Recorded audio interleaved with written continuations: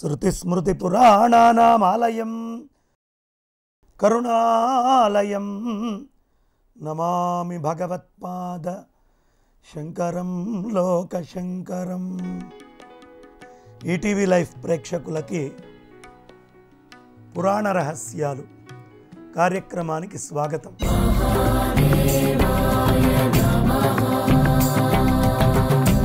చాలా విశేషంగా మొన్నటి రోజున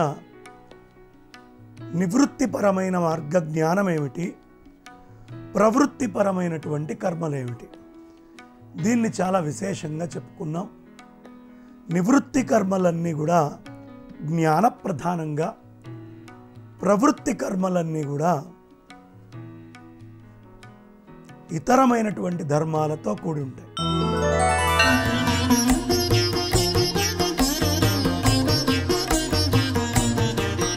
నివృత్తి మార్గాన్ని సేవించేవాళ్ళు ఏ లోకానికి వెళ్తారు, అలా సేవించనటువంటి వాళ్ళు ఏమవుతారు?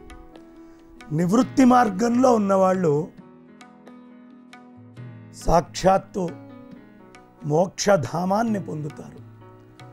ప్రవృత్తి మార్గంలో ఉన్నవాళ్ళు దానికి భిన్నమైనటువంటి లౌకికమైనటువంటి సంసారంలో పడతారు. సంసారమా లేకపోతే మోక్షధామమా, ఇది మన కర్మని బట్టి ఆధారపడి ఉంటుంది. క్షమ, ఇంద్రియ నిగ్రహం, ఈ లక్షణాలన్నీ కూడా మనం ఇంతకు ముందు చెప్పుకున్నాం. ఇప్పుడు బాగుందండి, చక్కగా యజ్ఞయాగాదులు చేసేటటువంటి వాళ్ళు ప్రాజాపత్య లోకానికి, యుద్ధము చేసి వెనుదిరక్కుండా ఉన్నవాళ్ళు అద్భుతమైనటువంటి స్వర్గాది లోకాలకి, ఇంద్రలోకానికి, స్వధర్మాన్ని ఆచరించేటటువంటి వ్యాపారము ధర్మంగా చేసేవాళ్ళు వాయులోకానికి, కర్మని సక్రమంగా ఆచరించేవాళ్ళు గంధర్వలోకానికి వెళ్తారు. ఇలా 4 లోకాలని మనకి చెప్పి ఊర్ధ్వరేతస్కులైనటువంటి 88,000 శౌనకాది ఋషుల స్థానమే గురుకుల వాసులందరికీ కూడా ఉండడానికి స్థానము అని చెప్పారు. ఆ తర్వాత వానప్రస్థాశ్రమాన్ని ఆచరించేటటువంటి వాళ్ళు ఏ లోకానికి వెళ్తారు అంటే, వాళ్ళందరూ కూడా సప్త ఋషులు ఉండేటటువంటి లోకానికి వెళ్తారు అని పెద్దలు మనకి సెలవిస్తున్నారు. ఇక గృహస్థులకి స్వయంభూ బ్రహ్మ ప్రాజాపత్య లోకాన్ని చెప్పారు. గృహస్థ ధర్మాన్ని సక్రమంగా ఆచరిస్తూ తన భార్యతో, సంతానంతో యోగ్యంగా సమాజంలో జీవించేటటువంటి వాళ్ళు స్వయంభూ బ్రహ్మ ప్రాజాపత్య లోకానికి వెళ్తారు. ఇక సమాహితమైనటువంటి చాలా ఉత్తమమైనటువంటి చిత్తస్థితి కలిగి యతి ఆత్మతత్వులై ఊర్ధ్వరేతస్కులై ఉండేటటువంటి సన్యాసులు హిరణ్యగర్భలోకానికి చేరుతారు. అక్కడి నుంచి తిరిగి రావడము అనేది ఉండదు. హిరణ్యగర్భలోకానికి చేరినటువంటి వాడు మళ్ళీ వాడికి పుట్టడము అనేది ఉండదు. ఇక వ్యోమ అనే పేరు కలిగినటువంటి శ్రేష్టము అనేటటువంటి నాశరహితమైనటువంటి అమరస్థానాన్ని, ఆనంద స్వరూపమైనటువంటిది పొందుతారు. అదేవిధంగా పరమగతిని, పరాకాష్ఠ రూపాన్ని కూడా వాళ్ళ పరాకాష్ఠ స్థానాన్ని చేరతారు. వెంటనే అనుమానం వచ్చింది, బాగుందండి మీరు చెప్పింది, దేవతలకి శత్రువులైనటువంటి వాళ్ళని సంహరించేటటువంటి ఓ మహానుభావుడా, హిరణ్యాక్షుణ్ణి వధించినటువంటి భగవంతుడా, నువ్వు 4 ఆశ్రమాలని మాకు బాగా వివరించావయ్యా. కానీ యోగులైనటువంటి వాళ్ళకి ఒకే ఒక్క ఆశ్రమాన్ని చెప్పావు. అన్ని కర్మల్ని పరిత్యజించి కేవలం అచలమైనటువంటి సమాధి స్థితిలో ఉండేటటువంటి యోగులు ఎవరైతే ఉన్నారో ఆ నిశ్చల యోగి అయినటువంటి సన్యాసికి 5వ ఆశ్రమం అనేది లేదు అని స్పష్టంగా భగవంతుడు కూర్మనాథ స్వామి ఆయన ప్రశ్నకి సమాధానంగా చెప్పారు. కాబట్టి అన్ని ఆశ్రమాలకి 2 భేదాలున్నా ఒక్క సన్యాసాశ్రమానికి మాత్రం రెండో భేదము లేదు, ఒకటే అయినటువంటి దాన్ని పొందుతాడు. బ్రహ్మచారి అంటే ఎవరు? కేవలం ఇతరులకి ఉపకారం చేస్తూ బ్రహ్మతత్పరులై ఉండేటటువంటి నాస్తికులని బ్రహ్మచారులు అని పిలుస్తాం. ఈ బ్రహ్మచారుల్లో 2 రకాలుగా ఉంటారు. వేదాధ్యయనం చేసి గృహస్థాశ్రమాన్ని స్వీకరించే బ్రహ్మచారి దానికి ఉపకరించేవాడై ఉంటాడు. యావజ్జీవితం గురువు దగ్గరే ఉండి బ్రహ్మ విద్యని అభ్యాసం చేసేటటువంటి బ్రహ్మచారి ఒకళ్ళు. గృహస్థుడు కూడా ఉదాసీనుడని సాధకుడని 2 రకాలుగా ఉంటారు. కుటుంబ భారాన్నంతా మోస్తూ భార్యతో మాత్రమే యోగ్యమైనటువంటి కాలములో రమిస్తూ దేవతల యొక్క రుణం, పితృదేవతల యొక్క రుణము, ఋషుల యొక్క రుణము, ఈ 3 తీర్చుకునేటటువంటి వాళ్ళని ఒక రకమైనటువంటి బ్రహ్మచారులుగా, భార్య యొక్క ధనాన్ని ఆశించకుండా స్వీయ ధనంతో సంచరించాలి అని అలాంటి గృహస్థుణ్ణి ఉదాసీనుడు అంటాడు. అతను మోక్షార్థి. ఇక అరణ్యంలో తపస్సు చేస్తూ దేవతలందరికీ పూజ చేస్తూ హోమాదుల్ని చేస్తూ స్వాధ్యాయంలో నిరతుడై వానప్రస్థాశ్రమాన్ని పొంది తాపసిగా గుర్తించబడి తపస్సుతో శరీరమంతా కృషించి నిరంతరము ధ్యానంలో ఉంటూ వానప్రస్థంలో జితేంద్రియుడై జ్ఞానప్రాప్తి కోసం ప్రయత్నించేటటువంటి మహా యోగి పుంగవుడు ఎవరైతే ఉంటాడో ఆ ప్రయత్నించే సన్యాసినే పారమేష్ఠిక సన్యాసి అంటారు. అతని లోపలే ఆత్మని రమిస్తూ నిత్యతృప్తిని పొందేటటువంటి సన్యాసి ఎవరైతే ఉంటారో ఆయనని మహాముని అని పిలుస్తారు. సాన్యాసిక సవిజ్ఞేయో వానప్రస్థాశ్రమే స్థితః యోగాభ్యాసరతో నిత్యమారురుక్షుర్జితేంద్రియః. అలాంటి వాడినే జితేంద్రియుడు అని పెద్దలు పిలుస్తారయ్యా. కాబట్టి ఆ విధమైనటువంటి జీవనాన్ని చేయాలి. అందుకని వేదశాస్త్రాల్లో 5వదైనటువంటి ఆశ్రమం మనకి కనిపించదు. ఈ విధంగా చేసినటువంటి సృష్టిలో పరమాత్మ ఆ బ్రహ్మదేవుణ్ణి సృష్టిని ఆరంభించమనగా 4 వర్ణాలు 4 ఆశ్రమాలుగా భావించి దేవదేవుడు నిరంజనుడు విశ్వాత్మ అయిన బ్రహ్మ దక్షాది ప్రజాపతులందరినీ కూడా సృష్టి చేశాడు. అనేక విధాలైనటువంటి ప్రజలని సృష్టించాడు అని చెప్పి బ్రహ్మ చెప్పినందువల్ల దక్షాది మానసపుత్రులు దేవతలు మానవులు మొదలైన ప్రాణులన్నిటినీ సృష్టించాడు. ఆ విధంగా బ్రహ్మ సృష్టి కార్యక్రమంలో నిమగ్నుడయ్యాడు. అయినప్పుడు బ్రహ్మ విష్ణు మహేశ్వరులు ముగ్గురు కూడా నేను ఈ సృష్టిని రక్షిస్తాను అన్నాడు విష్ణుమూర్తి. శూలధారి శంకరుడు నేను సంహరిస్తాను అన్నాడు. పరాత్పరుని రజస్ సత్వగుణ సంబంధమైనటువంటి బ్రహ్మ విష్ణు మహేశ్వరుడనే పేరుతో త్రిమూర్తులుగా ప్రసిద్ధులయ్యారు. ఈ ముగ్గురు పరస్పరం బాగా అనురక్తులై ఒకరినొకరిని ఆశ్రయించి ఉంటారు అని చెప్పారు. ఈ విధంగా బ్రహ్మ విష్ణు మహేశ్వరులు ముగ్గురు కూడా ఒకళ్ళకొకళ్ళు నమస్కరిస్తూ ఒకళ్ళనొకళ్ళు అభివాదం చేసుకుంటూ ఒకళ్ళ మీద ఒకళ్ళు ఆధారపడి ఉంటారు. ఇప్పుడు చెప్పండి, బ్రహ్మదేవుడే గొప్పవాడు, లేదండి శివుడే గొప్పవాడు, అబ్బెబ్బే మా విష్ణువు మాత్రమే గొప్పవాడు అనే వాళ్ళందరూ కూర్మ పురాణం ప్రకారం నవ్వులాటకి గురయ్యేటటువంటి వాళ్ళు అవుతారు. ఈ ముగ్గురు లీలావశంగా ఒకళ్ళు ఇంకొకళ్ళని విధివిధంగా నమస్కరించుకున్నట్టు మనకు కనిపిస్తారు, కానీ ముగ్గురు అభేదనలయ్యా. కాబట్టి ఓ బ్రాహ్మణులారా, ఈ బ్రాహ్మీ మహేశ్వరి అట్లాగే వైష్ణవి అక్షరము ఈ మూడు పేర్లతో మూడు రకాలైనటువంటి భావనలు ఎప్పుడూ ఉంటాయి. ఏదో సృష్టి చేస్తేనే కదండి దాన్ని స్థితి చేయటము మళ్ళీ సంహారం చేయటము అనేది ఉండేది. ఇప్పుడు ఆలోచిద్దాం. మనం ఒక గుడికి వెళ్ళాం, ఆ గుళ్ళో ఒక విగ్రహాన్ని చూసాం. విగ్రహం అంటే రాయి. ఈ రాయి మొదటి నుంచి రాయిగా ఉందా లేదా నిరాకారంగా ఉండేదా?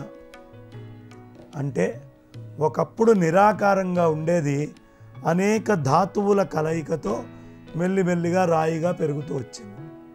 అంటే రాయి సృష్టి జరిగింది. ఆ రాయి రక్షించబడుతూ వచ్చింది.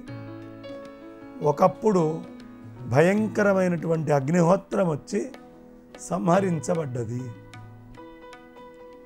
ఈ సృష్టిలో ఏ వస్తువైనా మీరు తీసుకోండి, విత్తనం నిరాకారం నుంచి వచ్చింది. ఆ విత్తనంలోంచి చెట్టు అనేది ఒకటి వచ్చింది. ఆ చెట్టు అనేది రక్షించబడ్డది. ఆ చెట్టు అసలు కనిపించకుండా పోతుంది ఓ 300-400 ఏళ్ల తర్వాత. అంటే నిరాకారము, నిరాకారం నుంచి సాకారము, సాకారము నుంచి నిరాకారము. ఇదే సృష్టి ధర్మము. ఈ మధ్యలో ఈ నిరాకారం నుంచి వచ్చి సృష్టి, స్థితి, లయ అనే ఈ మూడిటిని చూసి మోసపోతూ ఉంటాం. దీన్నే బ్రహ్మ విష్ణు మహేశ్వరులుగా మనం చెప్పుకుంటూ ఉంటాం. అందుకని ఈ సృష్టిలో సృష్టి నిరాకారమైన బ్రహ్మమే, స్థితి జరుగుతున్నప్పుడు నిరాకారమైన బ్రహ్మమే, లయ జరిగేటప్పుడు నిరాకారమైన బ్రహ్మమే. అంటే ఓ తమలపాకు ఉంది. తమలపాకు సృష్టి, బ్రహ్మదేవుడు అనుకున్నాం. దాన్ని నోట్లో పెట్టుకున్నాం. ఆ మధ్యలో నోట్లో పెట్టుకోవడానికి మధ్యలో రక్షించబడ్డది స్థితి, అది శ్రీమన్నారాయణుడు అనుకుందాం. నోట్లో పెట్టుకుంటే సంహరించబడ్డది. ఏమైంది? అది మళ్ళీ రుద్రస్వరూపంగా, ఈశ్వరస్వరూపంగా మారింది. ఆ తర్వాత లోపలికెళ్ళి రూపాంకురం చెంది తమలపాకు తమలపాకుగా ఉండదు, మళ్ళీ బయటికి వచ్చి మళ్ళీ ఇంకొక వృక్షమో బీజము కిందో బయటికి వస్తుంది. దీని అర్థం ఏమిటి? బ్రహ్మసత్యం జగన్మిథ్య, ఇదే దాని అర్థం అని చెబుతూ ఈ విధంగా సృష్టిని చేస్తూ ఆ అంతర్యామి ఆయన యొక్క కోరికతో తనను తాను ఈ మూడుగా విభజించుకున్నాడు. ఈ విభజించుకొని మొత్తము ఈ సృష్టిని సృష్టించడం, పరమపురుషుడే అవ్యక్తంగా ప్రత్యేకంగా ఇందులో ఉన్నాడు అనే విషయాన్ని తెలియపరుస్తున్నారు. కాబట్టి ఈ సృష్టి స్థితి లయలు అనే మాయలో పడకుండా బ్రహ్మతత్వంలో ఉంటూ ఎవడు ఉంటాడో వాడు మోక్షాన్ని చాలా తొందరగా పొందుతాడు. దానికి వర్ణాశ్రమాలతో కూడినటువంటి ధర్మాన్ని చాలా ప్రీతితో, జీవితాంతము ప్రతిజ్ఞతో, శ్రద్ధాభావనతో దాన్ని ఎప్పుడూ మనం అనుసరిస్తూ ఉండాలి. ఓ ద్విజులారా, 4 ఆశ్రమాలకి ఈ రకంగా విధానాలని చెప్పబడ్డాయ్యా. ఆశ్రమో వైష్ణవో బ్రాహ్మో హరాశ్రయ ఇతి శ్రేయః తల్లింగధారీ నియతం తద్భక్త జనవత్సలః. వైష్ణవ, బ్రాహ్మ, హరే అనే ఈ 3 సంప్రదాయాలు, వీళ్ళు ఆయా చిహ్నాల్ని ధరించి ఆ సంప్రదాయ భక్తుల్లో వాత్సల్యాన్ని కలిగిస్తారు. బ్రహ్మ విద్యాపరాయణుడై దేవతలను నిరంతరం ధ్యానించాలి, దేవతల్ని ఎప్పుడూ పూజించాలి. శివభక్తులందరూ శైవ జిహ్నాల్ని ధరించాలి. అది చాలా ఉత్తమం. చెప్తున్న వారెవరు? విష్ణుమూర్తే చెప్తున్నారు. కాబట్టి తెల్లటి భస్మంతో 3 రేఖల్ని ఎప్పుడు లలాటం మీద ధరించాలయ్యా. నారాయణుని పరమార్థాన్ని శరణు పొందిన భక్తుడు కస్తూరి మొదలైనటువంటి వాటితో నీటిలో కలిపి చక్కగా త్రిపుండ్రాకారంలో ఎల్లప్పుడూ నుదుటిపై ధరించాలి. ఈ జగత్తులో కారణభూతుడైనటువంటి బ్రహ్మని శరణు పొందిన వాడెవడైనా వాళ్ళ నుదిటిపై ఎల్లప్పుడూ ఒక తిలకాన్ని ధరించాలి. అట్లా ధరించడం వల్ల అనాది నుంచి ప్రాణులకు మొదటైనటువంటి కాలాత్మకుణ్ణి ధరించినటువంటి వాళ్ళు అవుతారు. చూడండి ఎవరెలా ధరించాలో. సితేన భస్మనా కార్యం లలాటేతం త్రిపుండ్రకం. శివుణ్ణి ఎవరు ఆరాధిస్తారో త్రిపుండ్రాల్ని ధరించండి. యస్తు నారాయణద్రేవం ప్రసన్న పరమం పదం తేషాం లలాటే తిలకధారణీయస్తు సర్వదా. యో సావనాదిర్భూతాది కాలాత్మాం సాధృతోద్భవేత్ అని చక్కగా బొట్టు ఎలా పెట్టుకోవాలి అనేది విష్ణుమూర్తి వారు శాసనంగా చెప్తున్నారు. అందుకని చూడండి, పురాణ రహస్యం, బొట్టు ఎప్పుడూ లలాటం మీద ఉండాలి, ఉండి తీరాలి. బొట్టు లేకుండా ఎవరు ఉండకూడదు అని చక్కగా మనకి కూర్మపురాణం తెలియపరుస్తోంది. పైనకు కానీ అడ్డంగా కానీ త్రిపుండ్రాన్ని కానీ భావయుక్తుడిగా ధరించినటువంటి వాడు ప్రధానమైన బ్రహ్మ విష్ణు శివాత్మకమైన త్రిగుణాత్మక పరమాత్మని ధరించినట్టు అవుతుంది. ఎవడు బొట్టు పెట్టుకుంటాడో వాడికి మొట్టమొదట ఆత్మజ్ఞానం లభిస్తుంది అని చెప్పారు. అందులోనూ ఇందులో సందేహం లేదు అని చాలా స్పష్టంగా చెప్తున్నారు. ఈ 3 విధాలైనటువంటి భక్తులకి ఆయుష్యం వృద్ధి చెందుతుంది. విధిపూర్వకంగా అగ్నిలో వాళ్ళు ఎప్పుడూ హోమం చేస్తూ ఉండాలి, జపాల్ని చేస్తూ ఉండాలి, దానం చెయ్యాలి. వర్ణాశ్రమ విధానం తెలిసినవాడు జితేంద్రియుడు, శాంతుడు, దాంతుడు, కోపాన్ని జయించిన వాడై జీవితాంతం శ్రద్ధగా ఆయా దేవతల్ని ఈ విధంగా సేవించాలి. అలా ఆచరించినటువంటి వాళ్ళకి చరణం లేనటువంటి ఆ ప్రాజాపత్య లోకం చాలా తొందరగా లభిస్తుంది అని చెప్పారు. వెంటనే ఈ మాటతో 2వ అధ్యాయం పూర్తి చేసుకున్నాం. మనం అధ్యాయం పూర్తి చేసుకొని 3వ అధ్యాయంలోకి మనం అడుగు పెడుతూ ఉన్నాం.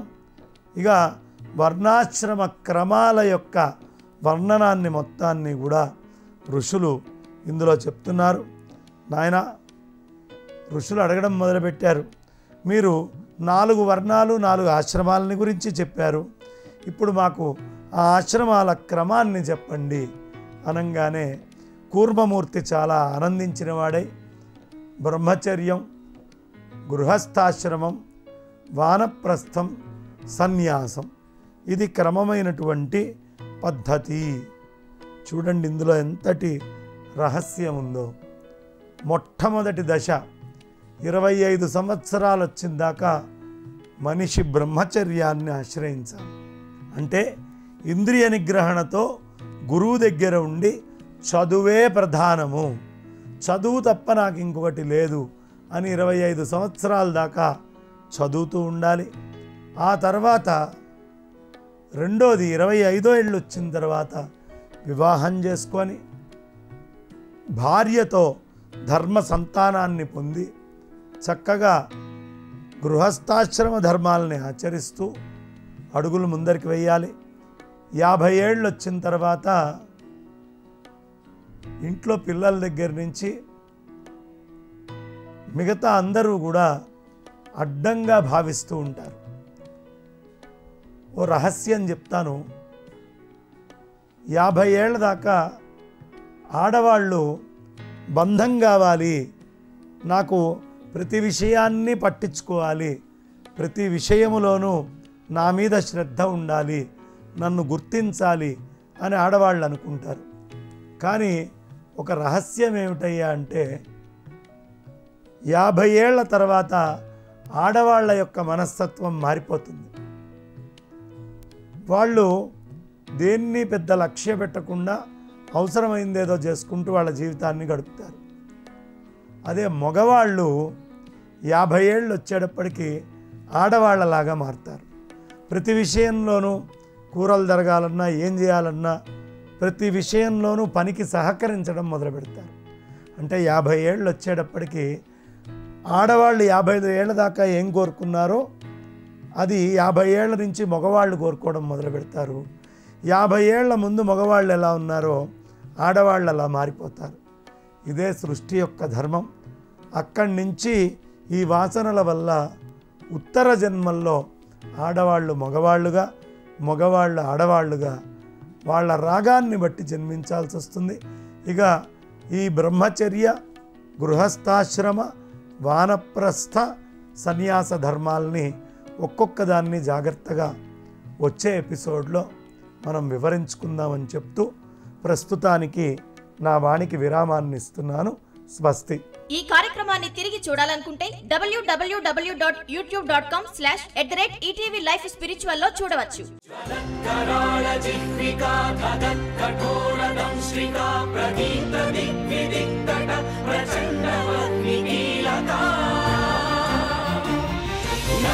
సహస్ర శత సహస్ర కోటి కోటి కేసరం నమో నమః.